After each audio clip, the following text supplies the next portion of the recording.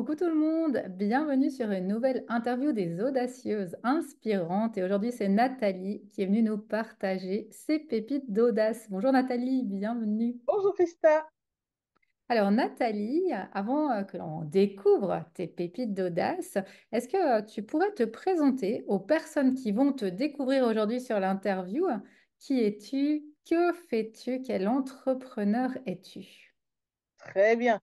Bah oui, alors pour me présenter très rapidement, je dirais que je m'appelle Nathalie Sehou et je suis plus connue sous le nom de Nati Label. Donc je suis autrice de 15 livres de croissance personnelle et à côté de ça, je suis aussi correctrice, relectrice de manuscrits et aussi de textes que de personnes publient sur Internet par exemple. Et à côté de ça, je suis aussi coach bonheurisologue. C'est une coach qui s'occupe des personnes brisées, à les relever et surtout à leur redonner le goût à la vie. Voilà ce que je fais. Ah, magnifique, quel beau panel d'offres tu as, plein de belles énergies qui vont vraiment avec toi, je trouve. Merci. Nathalie, qu'est-ce que toi, tu avais envie de nous partager aujourd'hui sur cette interview et qui font de toi une femme et une entrepreneure audacieuse et inspirante aujourd'hui? Eh bien, aujourd'hui, j'aimerais parler du fait de se relever après les épreuves. Mm. J'aimerais échanger là-dessus parce que c'est un point essentiel pour tout entrepreneur, je trouve. Quand, par exemple, on a touché le fond ou que l'on ne va pas très bien, comment fait-on vraiment pour se relever, en fait? Mm. Donc, j'ai envie de nous entretenir là-dessus. Ouais, c'est très intéressant en plus. Je trouve, en tout cas moi, là personnellement, que effectivement l'entrepreneuriat, c'est jamais quelque chose de linéaire, de tranquille, hein. Ça fait vraiment des vagues, des Oh montagnes. là là, oui, Il y a des fois où tout fonctionne et on se dit c'est génial, mais c'est pas parce qu'à un moment tout fonctionne que ça va toujours aller comme ça. Et effectivement, il y a ces moments de creux, ces moments de doute, ces moments justement, comme tu dis, où on a des challenges à surmonter et c'est un beau sujet que exactement. tu abordes ici. Oui, donc j'ai vraiment envie d'aborder ce point-là parce qu'il faut savoir que euh, au départ, enfin avant, si tu veux, je n'ai jamais eu le mindset que j'ai aujourd'hui. Aujourd'hui, j'ai un mindset vraiment en place et très positif pour la simple et bonne raison que quand j'étais plus jeune, j'ai connu 5 années de dépression sévère, tu vois. Mm. Donc à partir de là, j'ai donc dû puiser en moi et trouver des solutions pour pouvoir rebondir face aux événements. Ouais. Donc, c'est ça que j'ai envie de nous offrir comme clé aujourd'hui, de savoir, mais comment fait-on pour se relever quand il nous arrive quelque chose, quand on a, par exemple, une maladie ou quand le business va moins bien, etc. Ouais. Beau, Donc, ce beau que j'ai sujet. envie de commencer par donner comme première clé, c'est quand il nous arrive un problème, une difficulté, la première clé serait d'apprendre à accepter ce qui arrive. L'acceptation, selon moi, c'est une clé qui nous permet d'avancer et c'est une clé de réconciliation surtout. Ouais. Alors après, quand je dis d'accepter, c'est de vraiment prendre en compte ce qui nous arrive afin comment dire, afin de se rendre compte de ce qui arrive et surtout de prendre la situation dans son ensemble Mm. pour que l'on puisse agir dessus. Parce que ce sur quoi on ne définit pas ce qui nous arrive, on ne peut pas l'arranger. Ouais. C'est Tu juste. vois? Oui. Voilà, ce serait ça. En deuxième chose, je dirais que ce serait bien d'adopter un état d'esprit de croissance, c'est-à-dire de toujours voir au mieux ce qui serait bien ou ce qui serait bon de se représenter. Ça veut dire quoi? Quand on va moins bien, on pourrait toujours se demander qu'est-ce que je peux faire pour que ça aille mieux? Tu Mm. vois? C'est alors de changer son état d'esprit et de développer une nouvelle perception des choses. Ça, c'est quelque chose de très important et intéressant à faire quand on veut alors s'en sortir. Mhm. D'accord? Après, il y a aussi une autre clé, une troisième clé qui serait très intéressante selon moi, qui est la gratitude. Mm. C'est de se rendre compte que finalement, ce qui nous arrive peut être assez ennuyeux, mais des fois pas tant que ça. Parce que finalement, quand on regarde les choses, on voit que ça pourrait être pire en vrai. Mais si finalement on se tourne vers le meilleur côté des choses, on se dit, OK, aujourd'hui, ça ne va pas, mais c'est temporaire, Mm. tu vois. Donc c'est Mhm. de se placer dans une sorte d'état d'esprit comme ça, pour alors se tourner vers ce qu'il y a de meilleur, du moins de ce qui pourrait, pardon, se présenter de meilleur face à ce que l'on rencontre. D'accord? Et aussi, en quatrième clé, j'aimerais dire aussi qu'il est important alors de bien s'entourer. Bien s'entourer est primordial afin de pouvoir échanger sur ce qui ne va pas, sur nos soucis, etc. Et de se réénergiser, de reprendre et de retrouver de l'énergie auprès des nôtres, en fait, hein. Comme ça, au moins, on ne reste pas seul dans son coin. Parce que selon moi, un entrepreneur qui reste seul dans son coin, c'est un entrepreneur qui est juste mort. Mhm. Ça peut paraître bizarre de dire ça, mais c'est vraiment comme ça que je le perçois, tu vois. Et après, en dernière chose que j'aimerais donner comme clé, ce serait de développer la clé de la résilience et de la persévérance. C'est-à-dire que quand il nous arrive quelque chose, il est intéressant de s'entraîner à aller plus loin ou s'entraîner à voir qu'est-ce que l'on peut faire toujours de mieux. En gros, ce serait d'adopter la méthode des petits pas, toujours pour nous entraîner à faire un pas de plus vers l'avant et non de régresser en retournant ou en stagnant ou en restant en arrière, en fait, en gros.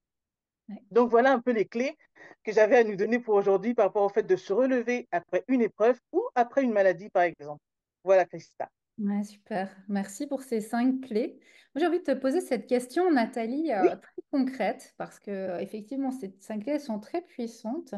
De comment toi, tu nous as dit en début d'interview que tu as eu cette dépression très sévère oui, quand tu étais plus jeune. Quelle est, toi, la première clé que tu as activée? Est-ce que tu te souviens de ce que tu as mis en place en premier à ce moment-là? absolument. Je m'en souviens tout à fait parce que c'est toujours présent aujourd'hui. C'est l'écriture. Ça, j'aurais pu donner cette clé aussi en plus, mais je me suis concentrée sur cinq. Mais pour moi, vraiment, par rapport à la dépression sévère, c'était l'écriture. Tu vois. J'avais remarqué que le fait d'écrire des choses, ça me faisait finalement du bien. Ça Oui, m'apaisait en quelque sorte, tu vois. Donc du coup, ce qui est bien quand j'étais dans cet état-là, c'est que j'ai remarqué que l'écriture, ça m'apaisait beaucoup. Et je me suis alors dit que j'aimerais mettre mon écriture au service de l'humanité.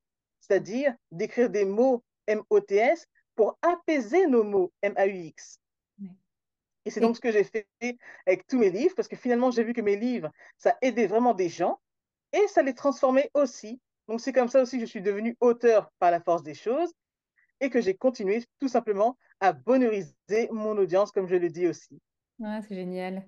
Et comment, toi, tu as su ou tu as découvert que c'était l'écriture qui allait être l'outil qui allait te permettre de t'aider, puis de poursuivre sur ce chemin, de retrouver la santé, d'aller vers la joie, l'optimisme. Comment tu l'as su, ça? Waouh, comment je l'ai su? Bah, en fait, c'était finalement comme une évidence. C'est tout à fait ça, en fait. C'est-à-dire que ça s'est présenté à moi, puisque finalement, quand j'étais en dépression sévère, j'avais vraiment du mal à converser avec les autres. Donc finalement, le fait de prendre un stylo et une feuille, ça me permettait de me vider, d'écrire vraiment ce qui m'arrivait, tu vois. Donc c'est une évidence, c'est donc venu comme ça. Et oui, c'était donc évident, donc je l'ai fait en fait, tu vois. J'ai vraiment commencé à écrire. Et c'est comme ça vraiment que l'écriture m'a sauvé la vie, en fait, j'ai envie de dire, si tu veux, tu vois. C'est carrément ça. Ouais, j'aime bien ce que tu partages là, justement, de cette écoute de soi, de ses besoins. Parce que Tout à finalement, fait. on dit toujours ça quand on va chez un professionnel, qu'on a toutes les clés en nous, hein, mais effectivement, c'est pas évident de les voir, hein. Mais c'est vrai qu'elles sont Exactement. là, puis de se dire, qu'est-ce que je pourrais faire qui me ferait du bien et aller activer tout cela.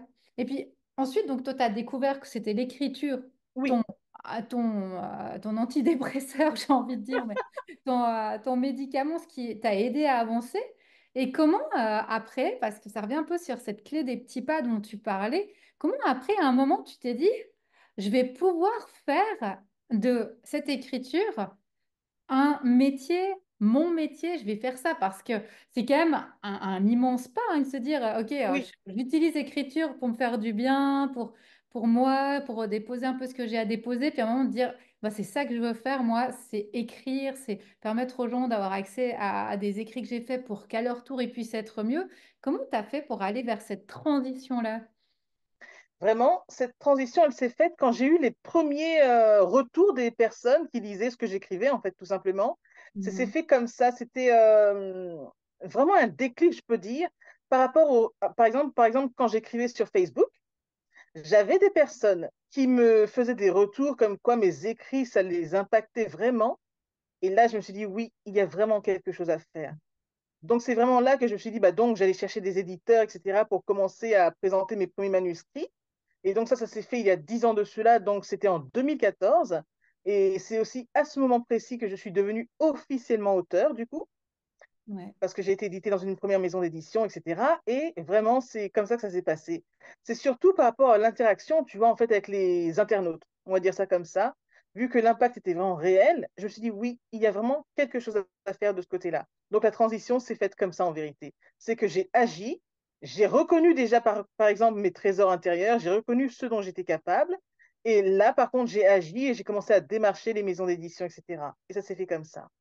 Ouais, je trouve ça vraiment inspirant ce que tu partages. Pour moi, c'est vraiment ça, ces pépites d'aller, en fait, chercher ce que moi j'appelle ça des zones de génie, mais c'est ça, des zones de Oui, magie, vraiment un talent qu'on a en nous, mais que on voit pas parce que c'est simple pour nous. Puis finalement, quand on le met en lumière, comme tu l'as fait, voilà, on commence à avoir des gens qui commencent à dire, ah, mais c'est génial ce que tu fais, ça me parle.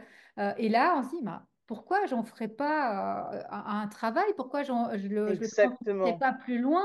Et vraiment, petit à petit, hein, ça suit ce chemin. Et tu partageais, je rappelle pour l'écriture avant que ça s'est fait, je sais plus le mot que tu as utilisé, mais vraiment avec fluidité, avec facilité, avec Oui, évidence. Moi, voilà, c'est vraiment ça. Souvent, quand on commence un peu à travailler sur soi, ou on entend des interviews, on se dit, ouais, mais moi, bah, Nathalie, ouais, elle a écrit, mais moi, j'aime pas écrire. Qu'est-ce que je vais faire? Puis finalement, ces zones de génie, elles sont là évidentes et c'est en les pratiquant, en écoutant les autres quand ils viennent nous dire, mais tu es tellement doué, toi, pour faire ça, pourquoi tu le transmettrais pas? Et là, de se dire, OK, tout il y a à fait. quelque chose chez moi qui pour moi est une évidence, mais qui pour les autres ne l'est pas et que je pourrais utiliser, que je pourrais amener plus loin. Et c'est vraiment ce que toi, tu as pu faire avec l'écriture. Et là, bah, ça fait, si j'ai bien entendu, ça fait 10 ans que tu Voilà, as... ça fait 10 ans. Ça y est, ça fait 10 ans. Mais ce qui est bien aussi, si tu veux, c'est que ça obéit quand même à une forme de rêve que j'avais autrefois. Parce que Mhm. autrefois, si tu veux, quand j'étais enfant, je voulais être médecin. Mais comme ça ne s'est pas fait plus tard, là, je suis devenue autre chose. Mais je suis devenue plutôt une écrivaine. Au lieu de soigner les corps, je soigne les cœurs plutôt, tu vois. Je soigne les cœurs et l'âme. Donc, c'est un rêve qui a été déplacé, si je peux dire ça comme ça. Au lieu de devenir médecin, je suis devenue écrivain, du coup, et du coup, je soigne autrement les personnes, leurs mots, etc., et je les apaise. Mais c'est vraiment très appréciable. C'est un chemin qui s'est tracé finalement de la plus belle des façons. C'est mon plus beau cadeau de la vie, j'ai envie de dire. Et voilà ce que j'ai envie de partager au monde, à l'humanité. Et, c'est tout ça, vraiment. Ah, c'est magnifique. Et est-ce que tu as envie, en tout cas moi j'ai envie d'en savoir plus, est-ce que tu as envie de nous en dire plus sur ce que tu écris? Qu'est-ce que tu écris? Est-ce que tu écris des romans, des histoires? Qu'est-ce que tu écris? Ah, bonne question. Alors, j'écris des livres pratiques surtout, hein, des livres pratiques de développement personnel surtout. Donc, par exemple, comme ce livre-là, hein, 365 douceurs pour l'âme. Mhm. Donc, c'est un livre avec plusieurs citations à l'intérieur. Tu vois, il y a 365 citations dedans, Oui. mais qui nous font vraiment réfléchir et cheminer surtout, tu vois. Ce ne sont pas des simples citations juste pour faire joli, etc. Non, ce sont des citations surtout pour nous amener à avoir des prises de conscience, oui, des prises de conscience, exactement. Donc vraiment, c'est pour nous faire réfléchir. J'ai aussi des livres qui sont des journaux pour pouvoir réaliser notre introspection, tu vois, comme par exemple le dernier qui est né, qui est sorti le 1er juillet, tu vois. Celui-là rayonne de joie et d'optimisme. Et vraiment, l'idée, c'est de se poser un instant dans la journée, par exemple, ne serait-ce 5 minutes. Parce que finalement, si on regarde bien, on est souvent en pilote automatique Oui. et on prend le temps de rien, malheureusement. Donc, l'idée de mes livres, c'est de prendre une pause dans son quotidien et de marquer un peu ses pensées, d'écrire. C'est ce qu'on appelle du journaling, tu vois, Ouais. d'écrire chaque jour ses pensées, etc. Donc, voilà le genre de livre que je fais exactement. Donc, ce sont des livres pratiques de développement personnel pour nous aider à cheminer au mieux. Et comme j'aime bien le dire, tu vois, je ne fais pas de roman par contre, mais par contre, j'écris des livres qui nous aident à écrire notre plus belle histoire. Donc c'est ça que je fais comme livre. Ouais, j'aime beaucoup. C'est vraiment des livres très concrets finalement, très pratiques, hein, comme tu dis, où on Absolument. va en tant que finalement lecteur pour certains aussi participer, écrire, Oui, réfléchir. Il y a vraiment tout cet aspect-là hein, ici dans ce que tu proposes. Et alors moi, je sais pas si tu seras d'accord, mais moi j'aimerais bien, si tu es d'accord, de prendre ton livre sur les citations et d'en tirer une au hasard pour nous Bien aujourd'hui. sûr, bien sûr. Bah, tu Pour sais tenter quoi? un On va peu faire très aujourd'hui. simple. On va essayer avec le livre Pense et positive. Oui, Tu vas me donner un chiffre compris entre 1 et 366 et on va voir le message qui sort. On va voir. Donc, tu me donnes un chiffre entre 1 et 366. ouais. 277. D'accord. 257. 77. Ah oui, c'est 77, je Oui. crois. Pardon? C'est ça, hein? 277. Voilà, oui, excuse-moi. 70. 77, ouais, c'est ça. La twist. Oui, oui, c'est vrai. C'était pour être sûr parce que j'étais pas sûre en fait. Donc, on va regarder ça tout de suite. Tac, tac, tac. Alors, attends. Je suis en train de tourner les pages là. Alors, le message est le suivant. Ne laissons entrer que des personnes bienveillantes dans notre cœur afin de ne pas le briser. Prenons soin de notre cœur, prenons soin de nous. Nous sommes la personne la plus importante de notre monde. Donc ça, c'est le message Magnifique. 277, comme tu dis, Ah, c'est un beau de ce message, livre oui. Pensée positive. Oui, très beau message qui rejoint en plus ce que tu disais dans tes clés de l'importance de Oui, l'entourage. Ouais, tout à fait. Tu vois comme quoi. on se rejoint. Ce qui est marrant avec ce livre, c'est un livre oracle avec lequel on peut s'amuser parce qu'on peut choisir un chiffre au hasard et on tire un message comme ça et c'est parti pour la journée pour méditer. C'est génial. Et alors, où est-ce qu'on retrouve tes livres pour les personnes qui vont voir cette interview, qui se disent, mais c'est génial, moi j'aimerais aussi avoir accès à ces bouquins. Où est-ce qu'on peut retrouver ces livres? Oui, eh bien, on peut les trouver sur les sites marchands qui existent, par exemple Amazon ou autres.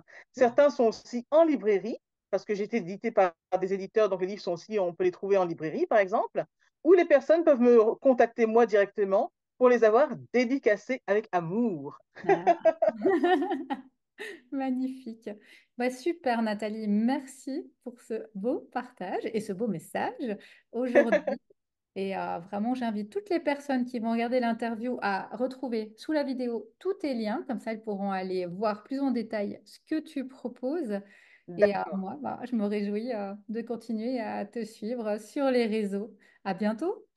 Merci Christa, à bientôt. Bye bye. Bye bye.